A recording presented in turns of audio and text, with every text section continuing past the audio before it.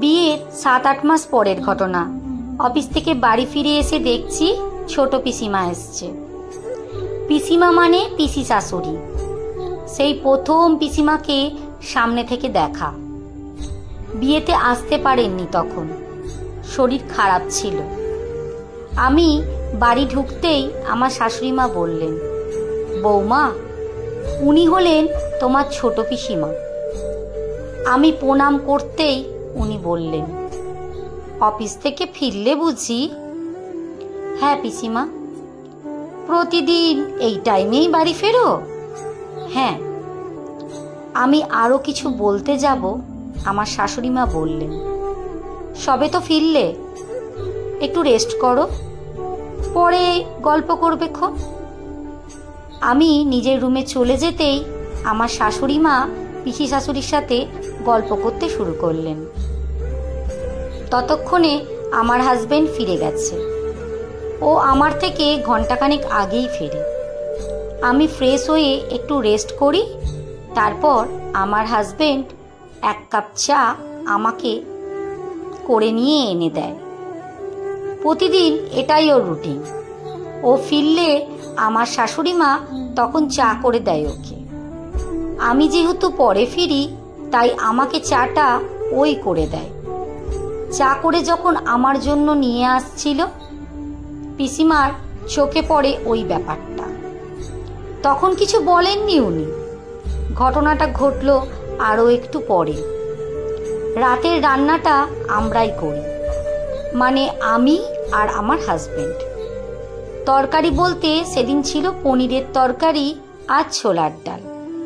সেটা তখন রান্না হয়ে গেছে। লুচি হবে। আমার হাজবেন্ড লুচি বেলে দিচ্ছে আর আমি ভাজছি একটা একটা করে। সেই মুহূর্তেই পিসিমা রান্নাঘরে।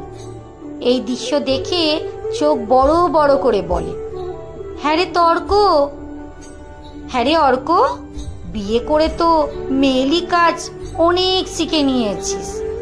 বৌমাকে চা করে খাওয়ানো, বৌমাকে রান্নার কাজে হেল্প করা। অফিস থেকে ফিরে তো রেস্টই পাস না একটু। বৌমা বললে তো শুনতেই হবে, যতই হোক চাকরি করা বউ বলে তো।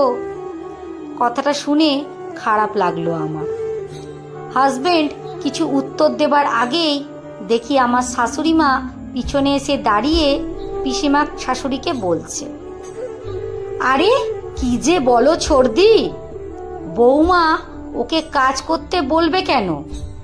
ওগুলো সব আমিই ঠিক করে দিয়েছি। অফিস থেকে তো বাবু একা ফেরে না, বৌমাও ফেরে। রেস্ট তো দুজনেরই পাওয়া দরকার। সবাই যদি রেস্ট করে, খাওয়া দাওয়া তো বন্ধ থাকতে হবে। আর সকালের রান্নাটা আমি করে দিই, দুজনের অফিস যায়। তোমার দাদা আর আমি এমনিতেই ভোরে উঠি। দুজনে মর্নিং ওয়াক সেরে এসে আমি রান্নাটা বসিয়ে দিই। তোমার দাদা তখন হাতে হাতে হেল্প করে দেয়। কাজের আবার মেয়েলি বলে কিছু আছে নাকি?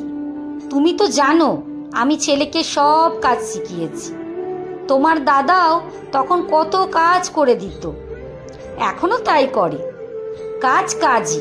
সংসারে সুখ শান্তি বজায় থাকায় পরস্পরকে সহযোগিতা ও ভালোবাসার মাধ্যমে। দুজন যদি দুজনকে না দেখে, দুজনের ভালো মন্দ না বোঝে, তাহলে বুঝবে কে? তাই ওরা ওদের মতন কাজ করুক, আমরা এখানে দাঁড়িয়ে থেকে করব কি? চলো বরং বাবুর বিয়ের ছবিগুলো তোমাকে দেখাই।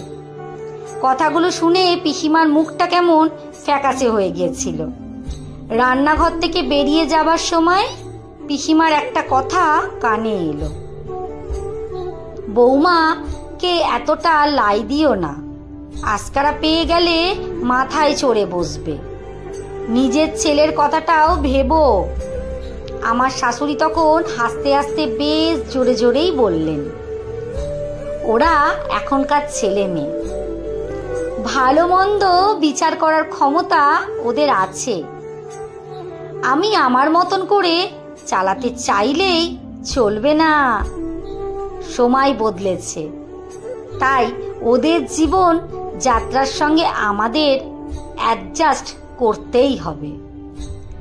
আর তা না পারলেই সমস্যা বাঁধবে। নিজেদেরকে আধুনিক হতে হবে আরো। পুরনো রীতিনীতির সঙ্গে ওদেরকে মেলালে আজ চলবে না, বুঝলে ছোড়দি? বৌমা কখনোই নিজের মেয়ে হয় না, আর শাশুড়ি নিজের মা হয় না। নিজেদের মধ্যে বোঝাপড়া থাকলে একটা বন্ধুত্ব হয়ে যায়। আমার ছেলেটার ভালো থাকার কথা চিন্তা করতে গেলে বৌমাকে ভালোবাসতে হবে বেশি।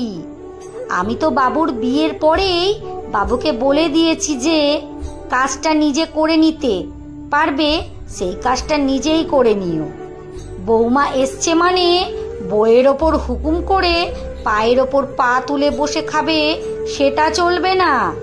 বুঝতে হবে তোমার বউ কিন্তু তার সব কিছু ছেড়ে তোমার কাছে এসেছে, তুমি কিন্তু যাওনি, তাই তোমাকেই সহযোগিতা করতে হবে, তোমাকেই অ্যাডজাস্ট করতে হবে বেশি।